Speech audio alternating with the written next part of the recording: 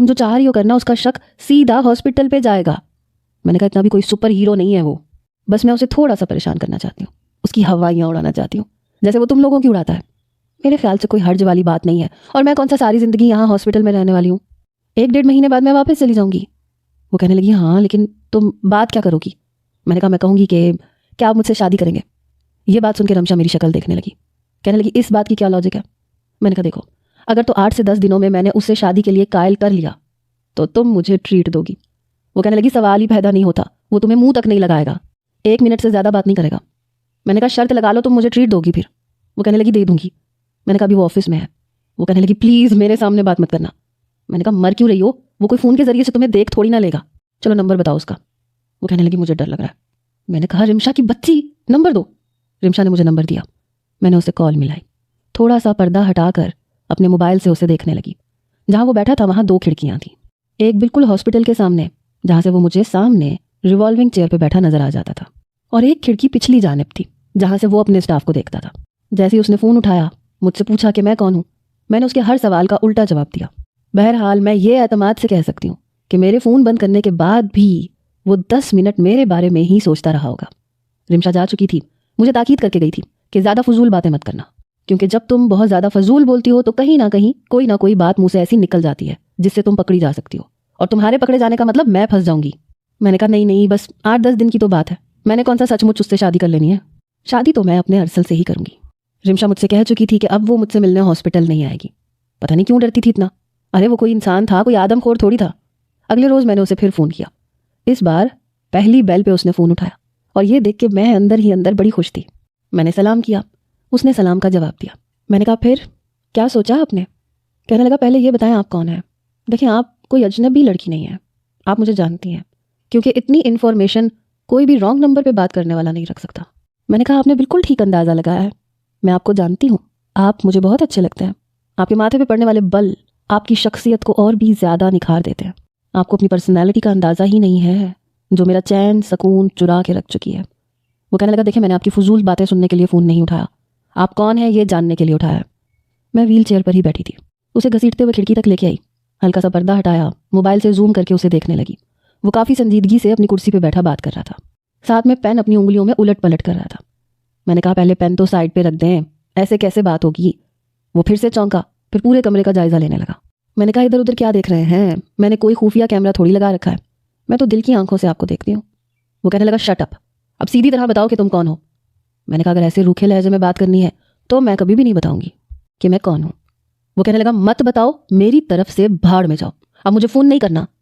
मैंने कहा शादी तो मैं आपसे ही करूँगी, याद रखिएगा। वो फ़ोन बंद कर चुका था, लेकिन अपनी रिवॉल्विंग चेयर से खड़ा हो गया, इधर उधर देखने लगा, फिर अपनी चेयर के पीछे लगे जालीदार पर्दे को ज़रा सा पीछे करके अपने स्टाफ को देखने लगा। सोच में तो वो पड़ गया था कि ये कौन है जो उसे देख रही है। अगर ऑफिस की कोई एम्प्लॉय होती तो उसकी हरकत को वो देख नहीं सकती थी। बड़े गौर से उसने पूरे कमरे का जायजा लिया, फिर चलता हुआ सामने खिड़की पे आने लगा जहाँ से उसे बाहर मेन रोड नजर आ सकता था। जैसे ही उसने बाहर झांका, मैंने फौरन से अपना मोबाइल पीछे किया और अपने कमरे का पर्दा दुरुस्त कर दिया। मैं नहीं चाहती थी मेरी इस छोटी सी शरारत का खुमियाजा रिमशा को भरना पड़े, लेकिन वो लड़का काफ़ी शातिर दिमाग था। मैं अभी अपने फोल्डिंग बेड के करीब ही आई थी जब अरसल की कॉल आने लगी। मैंने फ़ोन उठाया, मैंने कहा आ गया तुम्हें ख्याल। वो कहने लगा तुम बाज नहीं आ सकती, टांग तुड़वाना ज़रूरी थी, मुझे आरिफ भाई ने आज ही बताया। मैंने कहा हाँ, आरिफ भाई को तो मौका चाहिए मेरी बुराइयां करने का, ये सोचे समझे बगैर कि जिससे बहन की मंगनी करते हैं उसके सामने बहन की झूठी झूठी तारीफें करनी चाहिए, उसकी बुराइयां नहीं करनी चाहिए। उनका क्या है, जिंदगी तो मेरी बर्बाद हो जाएगी, सारी जिंदगी तुम मुझे ताने दोगे। वो कहने लगा और तुम इतनी शरीफ के मेरे ताने चुपचाप सुनोगी। सुधर जाओ दुआ, हर वक्त की शरारतें अच्छी नहीं होती। खुदा न खास्ता अगर सीरियस एक्सीडेंट हो जाता या तुम्हें ज़्यादा चोटें आ जाती तो क्या होता। वो काफ़ी फिक्रमंदी से पूछ रहा था। मैंने कहा तब भी तुम मुझसे शादी कर लेते। वो कहने लगा फिर वही मजाक, कभी संजीदा भी हो जाया करो। मैंने कहा संजीदा होके क्या करना, देखो जब तक ज़िंदगी है ना तब तक दिल खोल के जीना है, एंजॉय करना है। हाँ, इस दौरान अगर छोटी मोटी चोट लग जाए तो परवाह नहीं करनी चाहिए। वो कहने लगा लेकिन मैं नहीं चाहता कि तुम्हें कोई बड़ा नुकसान पहुंचे। मैंने कहा इतनी मेरी फिक्र है तो वापस आ जाओ। वो कहने लगा बहुत मुश्किल से मेरी जॉब लगी है, मैं अपनी जॉब छोड़ के यहाँ पाकिस्तान आ जाऊँ तुम्हारी खिदमत करने। मैंने कहा मुझे समझ आ गई है, तुम मेरे पक्के आशिक नहीं हो, वरना मेरे एक्सीडेंट का सुन के आ जाते। वो कहने लगा अच्छा ठीक है, बस 1 साल की बात है, आ जाऊँगा। ये बताओ तबीयत कैसी है तुम्हारी। मैंने कहा तुम्हारे बगैर बहुत उदास है। वो कहने लगा मैं भी तुम्हें बहुत मिस करता हूँ। मैंने कहा झूठ मत बोलो, वहाँ पे रंग बिरंगी गोरी गोरी अंग्रेज लड़कियों के बीच में बैठे हुए तुम्हें दुआ क्यों याद आएगी। وہ کہنے لگا مجھے پتا تھا، یہ جو عورتوں کے اندر شک کا کیڑا ہوتا ہے نا، یہ مرد کبھی ختم نہیں کر سکتا۔ میں سوچ ہی رہا تھا کہ ابھی تک تم نے مجھ سے یہ کہا کیوں نہیں۔ میں نے کہا دیکھ لو، میں نے کہہ دیا، سچ سچ بتاؤ، کسی کے ساتھ کوئی افیئر تو نہیں چل رہا؟ وہ کہنے لگا پاگل ہو کیا، یہاں میں پائی پائی جوڑ رہا ہوں تاکہ جب واپس آؤں تو تمہیں ہر سہولیات دے سکوں۔ یہ تو عارف بھائی کی مہربانی ہے کہ مجھ جیسے مڈل کلاس لڑکے سے انہوں نے اپنی بہن کی منگنی کر دی اور مجھے موقع بھی دیا ہے۔ اب مجھے بھی تو اپنا آپ منوانا ہے نا۔ میں نے کہا تو عارف بھائی نے تو ماننا ہی تھا کیونکہ وہ مجھ سے محبت کرتے ہیں اور میں تم سے، وہ مجھے ناراض دیکھ ہی نہیں سکتے۔ ارسل کہنے لگا لیکن مجھے بھی تو یہ ثابت کرنا ہے نا کہ اگر انہوں نے مجھ پہ بھروسہ کیا ہے تو میں اس پہ پورا اتر سکتا ہوں۔ میں نے کہا ٹھیک ہے، شاباش، میری دعائیں تمہارے ساتھ ہیں، خوب محنت کرو، کماؤ، اور دیکھو میں کسی بھی چھوٹے موٹے فلیٹ میں نہیں رہوں گی، میرے لیے تم اتنا ہی بڑا بنگلہ خریدو جتنا عارف بھائی کا ہے، اور گاڑی بھی بالکل اسی ماڈل کی ہونی چاہیے، اور بزنس بھی اسی ٹکر کا، سب کچھ ویسا ہی ہونا چاہیے۔ میری بات پہ وہ ہنسنے لگا، کہنے لگا یعنی اگلے 10 سال مجھے یہاں جاپان میں ہی نوکری کرنی پڑے گی؟ میں نے کہا میں نے تم سے کبھی کچھ مانگا ہے؟ جہاں رکھو گے میں رہ لوں گی، میں ویسے بھی کچھ بنداس قسم کی لڑکی ہوں۔ وہ کہنے لگا بنگلہ تو نہیں دلا سکتا لیکن ایک لگژری فلیٹ ضرور لے کے دوں گا، بڑی گاڑی بھی نہیں دلوا سکتا لیکن چھوٹی گاڑی میں تمہیں گزارا کرنا پڑے گا، اور باقی ہر سہولت تمہیں میسر کر سکتا ہوں، اور سب سے بڑی بات، میری تمام محبت کی واحد حقدار تم ہوگی، اور کیا چاہیے تمہیں؟ میں نے کہا بس اتنا کافی ہے، اور پلیز جلدی آنے کی کوشش کرو، پچھلے 1 سال سے میں نے تمہیں نہیں دیکھا۔ میں نے جان بوجھ کے یوں بولا جیسے ابھی رو دوں گی۔ وہ کہنے لگا بڑی ڈرامے باز ہو، روز ویڈیو کال پہ بات کرتی ہو اور اس پہ تم یہ کہہ رہی ہو کہ 1 سال سے تم نے مجھے نہیں دیکھا۔ میں نے کہا تو ویڈیو کال پہ دیکھنے سے مجھے تو تسلی نہیں ہوتی، مجھے تو سامنے دیکھ کے تسلی ہوتی ہے۔ وہ کہنے لگا اچھا ٹھیک ہے، میں فون رکھ رہا ہوں، تمہاری لمبی طویل باتیں میں مزید نہیں سن سکتا، دوبارہ بات کروں گا، اپنا خیال رکھنا۔ میں نے کہا اوکے بائے۔ میں اور ارسل یونیورسٹی میں اکٹھے پڑھتے تھے۔ وہ مڈل کلاس سے تعلق رکھتا تھا لیکن محنتی لڑکا تھا، اپنی تعلیمی سلسلے کے ساتھ ساتھ اس نے چھوٹی موٹی جابس بھی کر رکھی تھیں۔ بہرحال مجھ جیسی بے ترتیب لڑکی اور شرارتی لڑکی کب محبت کے معاملے میں اتنی سنجیدہ ہوئی پتہ ہی نہیں چلا، کب ارسل میرے دل میں میری دھڑکنوں کے ساتھ دھڑکنے لگا، تب پتہ چلا جب ہم دونوں ہی محبت میں کافی آگے بڑھ چکے تھے۔ ان دنوں عارف بھائی میرے لیے رشتہ دیکھنے کے لیے کافی سنجیدہ نظر آ رہے تھے۔ جب انہوں نے مجھ سے یہ کہا کہ رات کو ڈنر پہ میرا دوست اور اس کی فیملی آئیں گے، تم تیار رہنا، تو میں نے کہا کہ وہ تو آتے ہی رہتے ہیں، تیار ہونے کی کیا ضرورت ہے؟ وہ کہنے لگے وہ کسی خاص مقصد کے لیے آئیں گے۔ میں نے کہا عارف بھائی کس خاص مقصد کے لیے؟ میرا دل تھا کہ زور سے دھڑکا تھا۔ وہ کہنے لگے اب تم بڑی ہو گئی ہو، تمہاری شادی بھی تو کرنی ہے۔ میں نے کہا اپنی تو کی نہیں، میری کیوں کرنی ہے؟ وہ کہنے لگا اپنی نہیں کر سکتا کیونکہ تم میری بیوی کی مت مار کے رکھ دو گی، جو تمہاری حرکتیں ہیں نا وہ بیچاری تو تمہاری شکایتیں مجھے لگاتی رہے گی کہ آج آپ کی بہن نے کرکٹ کھیلتے ہوئے سامنے والے بنگلے کے شیشے توڑ دیے۔ میں نے عارف بھائی کو تیکھی نظروں سے دیکھا تھا۔ میں نے کہا بات مت کریں مجھ سے۔ پھر وہ ہنسنے لگے، کہنے لگے میں بھی شادی کر لوں گا لیکن میں چاہتا ہوں کہ پہلے تمہاری شادی ہو جائے، اگر شادی نہیں ہوتی تو رشتہ تو ہو ہی جانا چاہیے۔ میں نے کہا عارف بھائی اگر میں یہ کہوں کہ میں کسی کو پسند کرتی ہوں تو؟ میری بات سن کے وہ مجھے حیرت سے دیکھنے لگے، کہنے لگے تم کسی کو پسند کرتی ہو؟ میں نے کہا کیوں، میں کسی کو پسند نہیں کر سکتی؟ وہ کہنے لگے نہیں، میرے لیے یہ ایک انوکھی بات ہوگی، تم جیسی غیر سنجیدہ لڑکی کسی کو پسند کر سکتی ہے؟ میں نے کہا مجھے جواب دیں۔ وہ کہنے لگے اچھا چلو، تم نے جو کر لیا سو کر لیا، اس لڑکے نے بھی تمہیں پسند کیا ہے؟ بڑی حیرت سے انہوں نے پوچھا تھا۔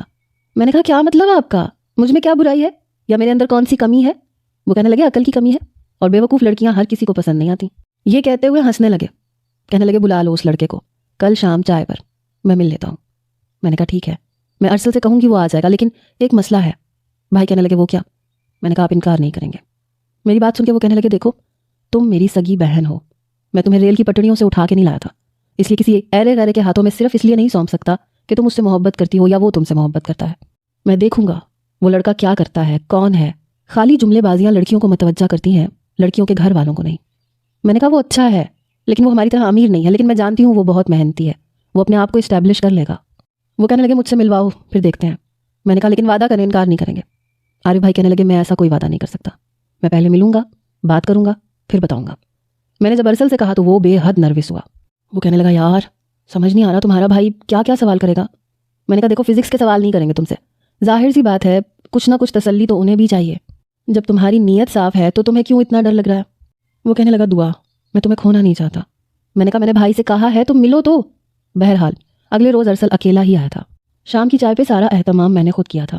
کھانا پکانے میں مجھے کوئی خاص مسئلہ نہیں ہوتا تھا، میں نے سب کچھ پکانا سیکھا تھا۔ جیسے ہی میں اندر جانے لگی عارف بھائی نے مجھے کہا، کہنے لگے تم کمرے میں جاؤ، مجھے ارسل سے اکیلے میں بات کرنی ہے۔ پہلی بار میرا دل بڑی زور زور سے دھڑکا تھا۔ ارسل بھی کافی نروس تھا، اس لیے نہیں کہ اس میں بات کرنے کا اعتماد نہیں تھا، مسئلہ یہ تھا کہ میری اور اس کی کلاس میں فرق تھا۔ وہ مڈل کلاس سے تھا اور मेरा शुमार कुछ अपर फैमिली में होता था। बहरहाल दिल खटका था कि आरिफ भाई पता नहीं अरसल से क्या बातें करेंगे। लेकिन उसके बाद जब वो चला गया तो मैं कमरे से बाहर आई। मैंने पूछा, आपको अरसल कैसा लगा? वो कहने लगे, अच्छा है, बल्कि बहुत अच्छा है। लेकिन देखो दुआ, मैं यूँ तुम्हें उसके हवाले नहीं कर सकता। किराए का घर है उसका, उसकी वालिदा है, छोटी बहन की जिम्मेदारी भी है, और उसके वालिद भी नहीं है। बेशक फैमिली छोटी है, लेकिन मैं उसे मौका देना चाहता हूँ। कम से कम मैं ये देखना चाहता हूँ कि वो तुम्हारे लिए क्या कर सकता है। अपना छोटा मोटा घर तो होना चाहिए। मैंने कहा, वो कर लेगा, आपको नहीं पता, वो बहुत टैलेंटेड स्टूडेंट है। वो कहने लगे, ठीक है, मैं दे देता हूँ उसको, 2-3 साल देख लेते हैं। मैंने कहा, लेकिन मैं उसके साथ मंगनी करना चाहती हूँ, उसके नाम की अंगूठी पहनना चाहती हूँ। मेरी इस बात पे आरिफ भाई ने एतराज़ नहीं किया था, बल्कि एक छोटी सी मंगनी की रस्म अदा कर दी गई थी। चंद माह बाद जब तालीमी सिलसिला ख़त्म हुआ तो मुझे अरसल ने यह खुशखबरी सुनाई कि उसे जापान में जॉब की ऑफ़र हुई है, और ये उसके लिए बहुत बड़ा चांस है। मैं खुश भी थी और उदास भी थी, क्योंकि मैं ये नहीं चाहती थी कि वो इतनी दूर चला जाए। वो कहने लगा, बस 2 साल की बात है, 2 साल में मैं इतनी मेहनत करूँगा कि तुम्हारे लिए हर वो चीज़ खरीद सकूँ ताकि तुम्हारे भाई को मेरे साथ रुखसत करते हुए कोई भी तरद्दुद ना हो। लेकिन मैं नहीं जानती थी कि याहिया सिकंदर के साथ मेरा किए जाने वाला छोटा सा मजाक मुझे इस कदर महंगा पड़ सकता है। वो शख्स मेरी पूरी ज़िंदगी को बर्बाद करके रख सकता है, क्योंकि